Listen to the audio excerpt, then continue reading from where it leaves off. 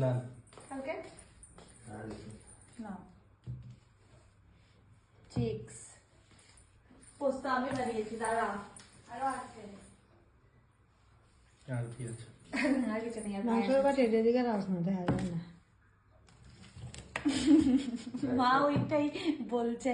এই দেখো আমি বলে দিই আমাকে দেখা যাচ্ছে কিনা সেটা বলো, আমাকে দেখা যাচ্ছে কিনা সেটা বলো। হ্যাঁ পোস্ত আমি বানিয়েছি, তোমার ওর পোস্ত পছন্দ নয় বলে, ঠিক আছে উল্টো হয়ে গেছে তো থালা।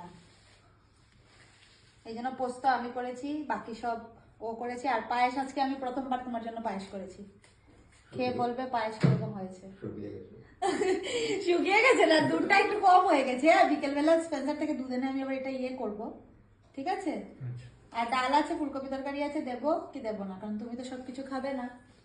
না লাগবে না, হ্যাঁ লাগবে না। ডাল আছে, ফুলকপি তরকারি আছে, এই নাও এবারে খাও। আর এবারে আমি বেশি কিছু করতে পারিনি, কারণ হচ্ছে অনেক প্রবলেম অনেক কি কি প্রবলেম তো বলতে পারবো না, অনেক কিছুই আছে, এর মধ্যে বুটুল আছে। সেজন্য আমি রাঁধুনি আমাকে সব হেল্প করেছে, চিকেনটাও ও বানিয়েছে, শুধু পোস্ত আমি করেছি, কারণ তোমার ওর পোস্ত পছন্দ না সেজন্য, বুঝেছো। বলো কিছু। বুঝেছি ঠিক আছে।